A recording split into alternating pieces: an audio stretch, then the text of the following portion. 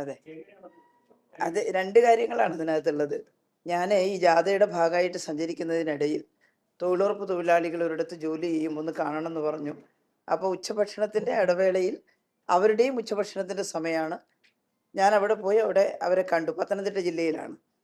അപ്പോൾ അവരോട് സംസാരിക്കുന്നതിൻ്റെ കൂട്ടത്തിൽ ഇപ്പോൾ കേന്ദ്ര ഗവൺമെൻറ് തൊഴിലുറപ്പ് പദ്ധതി അട്ടിമറിക്കുന്നതിനുള്ള ശ്രമം നടത്തുന്നത് അവരോട് പറഞ്ഞു. അത് പറയാൻ നമ്മൾ ബാധ്യസ്ഥരാണ്. കാരണം ആ സമയത്ത് ഞാൻ പറഞ്ഞത് ഈ തൊഴിലുറപ്പ് പദ്ധതി വന്നത് 1ാം UPA ഗവൺമെൻറ്റിൻ്റെ കാലത്താണ്.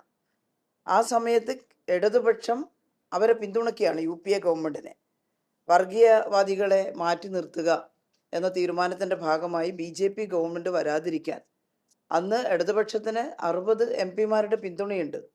ആ പിന്തുണ കോൺഗ്രസിന് നൽകാമെന്നും ഗവൺമെൻറ് രൂപീകരിക്കാൻ സഹായിക്കാമെന്നും ആ സമയത്ത് ഇടതുപക്ഷം പറഞ്ഞു. വളരെ സന്തോഷത്തോടു കൂടിയാണ് കോൺഗ്രസ് ആ പിന്തുണ സ്വീകരിച്ചത്. ആ പിന്തുണയോടുകൂടിയാണ് അന്ന് BJPയെ മാറ്റി നിർത്തി UPA ഗവൺമെൻറ് അധികാരത്തിൽ വരുന്നത്. ആ സമയത്ത് ഇടതുപക്ഷത്തിന് ചില നിർദ്ദേശങ്ങൾ UPA ഗവൺമെൻറ്റിൽ കൊടുത്തിരുന്നു. അതിലേറ്റവും പ്രധാനപ്പെട്ട ഒന്നാണ് ഈ തൊഴിലുറപ്പ് പദ്ധതി. ഇപ്പോൾ UDF-കാരുടെ ഈ ഞാൻ പറഞ്ഞതിനെ ട്രോളിക്കൊണ്ട് പറയുന്നത് അവരുടെ പ്രകടന പത്രികയിൽ ഉണ്ടായിരുന്നു അത് എന്നാണ്. ഏതാണ് പ്രകടന പത്രിക? കോമൺ മിനിമം പ്രോഗ്രാമാണ്. ആ കോമൺ മിനിമം പ്രോഗ്രാം രൂപീകരിക്കുന്നതിന് ഏറ്റവും അധികം സഹായിച്ചിട്ടുള്ള ഒരാളാണ് CPIM-ൻ്റെ അന്തരിച്ചുപോയ ജനറൽ സെക്രട്ടറി സീതാറാം യെച്ചൂരി എന്ന്. സീതാറാം യെച്ചൂരി മരിച്ചതിന് ശേഷമുള്ള ഒരു അനുസ്മരണ യോഗത്തിൽ ബഹുമാന്യനായിട്ടുള്ള കോൺഗ്രസിൻ്റെ നേതാവ് മല്ലികാർജുൻ ഖാർഗെ, പ്രസിഡന്റ് മല്ലികാർജുൻ ഖാർഗെ പറയുകയുണ്ടായി. ഇവിടുത്തെ കോൺഗ്രസ്സുകാരെ പോലെയല്ല അദ്ദേഹം സംസാരിച്ചത്. അദ്ദേഹം പറഞ്ഞത് സീതാറാം യെച്ചൂരി എന്ന് പറയുമ്പം CPIM-ൻ്റെ ജനറൽ സെക്രട്ടറിയാണ് അന്ന്. കോമൺ മിനിമം പ്രോഗ്രാം രൂപീകരിക്കുന്നതിന് മാത്രമല്ല ഈ തൊഴിലുറപ്പ് പദ്ധതി ഡ്രാഫ്റ്റ് ചെയ്യുന്നതിനും ഏറ്റവും നന്നായിട്ട് സീതാറാം സഹായിച്ചു. അങ്ങനെയുള്ളൊരു സുഹൃത്തിനെയാണ് നഷ്ടപ്പെട്ടത് എന്നാണെന്ന് പറഞ്ഞത്. ഞങ്ങൾക്കും ഉറപ്പായിട്ടുള്ള കാര്യമാണ്. ഞങ്ങളുടെ നിർദ്ദേശം ഈ കോമൺ മിനിമം പ്രോഗ്രാമിൽ പറഞ്ഞിട്ടുള്ള ഈ കാര്യം നിർബന്ധമായി നടപ്പിലാക്കണമെന്നാണ്. എനിക്ക് ഓർമ്മയുണ്ട്, ഞാനന്ന് മഹിളാ അസോസിയേഷൻ്റെ അഖിലേന്ത്യാ കമ്മിറ്റിയിൽ പങ്കെടുക്കുമ്പോൾ വൃന്ദ കാരാട്ട് ഈ കോമൺ മിനിമം പ്രോഗ്രാമിൻ്റെ ഭാഗമായിട്ട് തൊഴിലുറപ്പ് പദ്ധതിയുടെ ഒരു ഡ്രാഫ്റ്റ് അവർ തയ്യാറാക്കിയ ഞങ്ങളുടെ കമ്മിറ്റിയിൽ ചർച്ച ചെയ്യാൻ വന്നിരുന്നു. അതുമായി സോണിയാഗാന്ധിയെ കാണാൻ പോവുകയാണ്. അപ്പോൾ അത് ചർച്ച ചെയ്ത് ഒരു തീരുമാനം എടുക്കും. ഞങ്ങളാണ് തൊഴിലുറപ്പ് പദ്ധതി പാസ്സാക്കിയെന്ന് പറഞ്ഞു. കാരണം ഞങ്ങൾ കേന്ദ്രത്തിൽ അധികാരത്തിൽ വന്നിട്ടില്ലല്ലോ. പക്ഷെ ഞങ്ങൾ പിന്തുണക്കുന്ന സമയത്ത് ഇടതുപക്ഷം നിർബന്ധമായിട്ട് പറഞ്ഞിട്ടുള്ള ഒരു കാര്യമാണ് തൊഴിലുറപ്പ് പദ്ധതി എന്നുള്ളതാണ്. തുടക്കത്തിൽ കേന്ദ്ര ഗവൺമെൻറ് വളരെ കുറച്ച് ജില്ലകളിലേ അന്ന് തുടങ്ങിയുള്ളൂ. കാരണം ഒരു പുതിയ പദ്ധതി തുടങ്ങുക എന്നുള്ള ഒരു ആത്മവിശ്വാസക്കുറവുണ്ടായിരുന്നു എന്നറിയില്ല. പിന്നെയും നിർബന്ധം ചെലുത്തുമ്പോഴാണ് നമ്മൾ ഒരുപാട് സമരങ്ങളൊക്കെ അതിന് ചെയ്തിട്ടുണ്ട്. 200 ജില്ലകളിൽ നടപ്പിലാക്കാൻ വേണ്ടി തീരുമാനിച്ചത്. നമുക്ക് ആദ്യം വയനാട് ജില്ല മാത്രമേ കിട്ടിയിരുന്നുള്ളൂ. പിന്നെയും നമ്മൾ ഇടപെട്ടുകൊണ്ടിരുന്നിട്ടാണ് എല്ലാ ജില്ലകളിലും തൊഴിലുറപ്പ് പദ്ധതി ഇംപ്ലിമെൻ്റ് ചെയ്യാം എന്ന് വന്നത്. അപ്പം അതിൽ ഒരു കാര്യം പകൽ പോലെ വ്യക്തമാണ്, അന്ന് പിന്തുണച്ചിരുന്ന ഇടതുപക്ഷം തൊഴിലുറപ്പ് പദ്ധതിക്ക് വേണ്ടി ശക്തമായി വാദിച്ചിരുന്നു എന്നുള്ളത്. നല്ല സോഷ്യൽ റിഫോംസ് നേരത്തെ ഈ ജാഥയുടെ ചെയർമാൻ ഇവിടെ സംസാരിക്കുന്ന സമയത്ത് പറഞ്ഞു.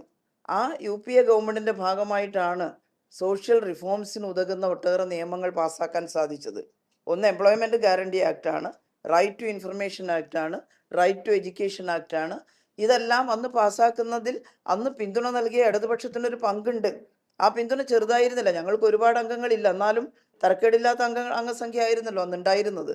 മാത്രമല്ല കോൺഗ്രസ്സുകാർ ഇപ്പം മറന്നുപോയി, ഞങ്ങൾക്ക് മന്ത്രിസ്ഥാനം വാഗ്ദാനം ചെയ്തിരുന്നു. വേണമെങ്കിൽ ഒരു പ്രധാനമന്ത്രി പോലും ആവായിരുന്നു. ഞങ്ങളെ മണ്ടത്തരം കാണിച്ചു എന്ന് പലരും പറഞ്ഞ് കളിയാക്കുന്നത് അന്ന് പ്രധാനമന്ത്രിയായില്ല ജ്യോതി ബാസു എന്ന് പറഞ്ഞിട്ടാണ്. ഏത് വകുപ്പാണ് വേണ്ടത് അത് പറഞ്ഞിരുന്നു. സോണിയാഗാന്ധി അന്ന് പറഞ്ഞത് ഇടതുപക്ഷം ഏറ്റവും മനുഷ്യത്വപൂർണമായ പക്ഷമാണ് എന്നാണ്.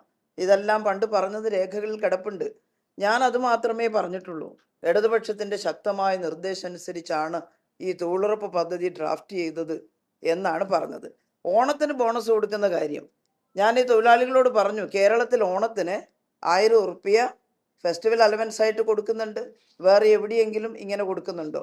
ആ പറഞ്ഞതിൻ്റെ അർത്ഥം എന്താ? ഓണം ഇല്ലാത്ത സ്ഥലത്ത് ഓണത്തിന് കൊടുക്കണ്ട, അവിടെ ഫെസ്റ്റിവൽ ഉണ്ടല്ലോ. എന്തെല്ലാം ഉത്തരേന്ത്യയിൽ ആഘോഷങ്ങളുണ്ട്. ആ ആഘോഷങ്ങളുടെ ഭാഗമായിട്ട് തൊഴിലുറപ്പ് തൊഴിലാളികൾക്ക് ഏതെങ്കിലും തരത്തിലുള്ള അലവൻസോ ആനുകൂല്യമോ കൊടുക്കുന്നുണ്ടോ?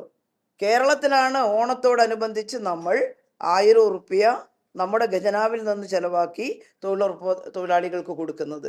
ആ പറഞ്ഞതിനെ എങ്ങനെയാ വ്യാഖ്യാനിക്കുന്നത്?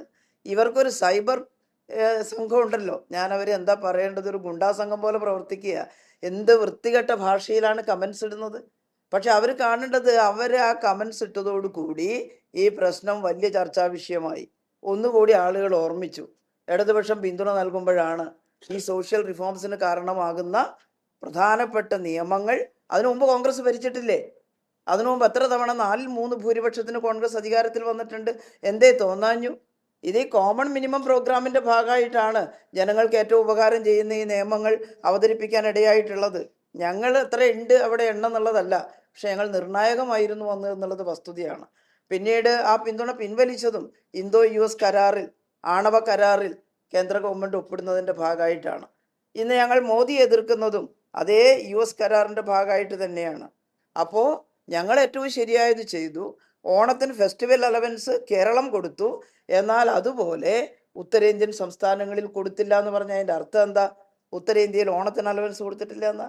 എന്നിട്ട് ലജ്ജയില്ലാതെ ചോദിക്കുകയാണ്, ഉത്തരേന്ത്യയിൽ ഓണം ഉണ്ടോ, ഇയാളൊരു ടീച്ചറാണോ എന്നൊക്കെ ചോദിച്ചിട്ടാണ് കമൻ്റ് ഇടുന്നത്. മോശം ഭാഷ അവർ ഉപയോഗിക്കും തോറും നമുക്ക് ജനങ്ങളുടെ ഇടയിലുള്ള വിശ്വാസ്യത കൂടി വരുന്നു എന്നുള്ളതാണ് എനിക്ക് മനസ്സിലായിട്ടുള്ള കാര്യം. ആ അതെ, ഇവരുടെ ചെറുപ്പക്കാരായിട്ടുള്ള ചില MLA-മാരാണല്ലോ ഈ സൈബർ സംഘത്തിന് നേതൃത്വം കൊടുക്കുന്നത്. എന്തൊക്കെ എന്നെ ഇങ്ങനെ അധിക്ഷേപിച്ചു, അത് എല്ലാവർക്കും അറിയാം. നമ്മൾ ഈ നാട്ടിൽ പ്രവർത്തിക്കുന്ന രാഷ്ട്രീയ പ്രവർത്തകരാണല്ലോ. നേരത്തെ ഉപദ്രവിക്കപ്പെട്ട പെൺകുട്ടികളെ അടക്കം അപഹസിച്ചുകൊണ്ടും പരിഹസിച്ചുകൊണ്ടും പോട്ടെ, സ്വന്തം പാർട്ടി ലീഡർമാരെ അപഹസിച്ചുകൊണ്ട് കൊടുത്തില്ലേ? ഇപ്പൊ ഈ കുറ്റം പറയുന്ന സാക്ഷാൽ BD സതീശൻ, പ്രതിപക്ഷ നേതാവ്, അദ്ദേഹത്തിനെതിരെ ഈ സൈബർ സംഘം നടത്തിയ ആക്രമണം എന്താ ഒരു ഘട്ടത്തിൽ? അപ്പോൾ ഇവര് ആക്രമിക്കാൻ ഇങ്ങനെ വൃത്തികെട്ട ഭാഷ പ്രയോഗിക്കുന്നവർ ഇന്ന് ഞങ്ങൾക്കെതിരാണെങ്കിൽ നാളെ അവരുടെ ഇടയിലുള്ള ആളുകൾക്കെതിരെ തന്നെ അതെല്ലാം പ്രയോഗിക്കും. അത്ര വൃത്തികെട്ട സ്വഭാവമാണ് ഈ സംഘം കാണിക്കുന്നത് എന്നുള്ളതാണ്. ഭാഷയാണ് അതിലേറ്റവും പ്രധാനം. നമ്മളെ ആരെങ്കിലും ചെളിവാരി എറിഞ്ഞാൽ നമ്മളല്ല ചീത്തയാവുന്നത്, കേട്ടില്ലേ? നമ്മളെല്ലാം പ്രവർത്തിക്കുന്നത് ഈ സമൂഹത്തിലാണ്. അതുകൊണ്ട് അത് ഈ സമൂഹത്തിന് ബോധ്യമുണ്ട്.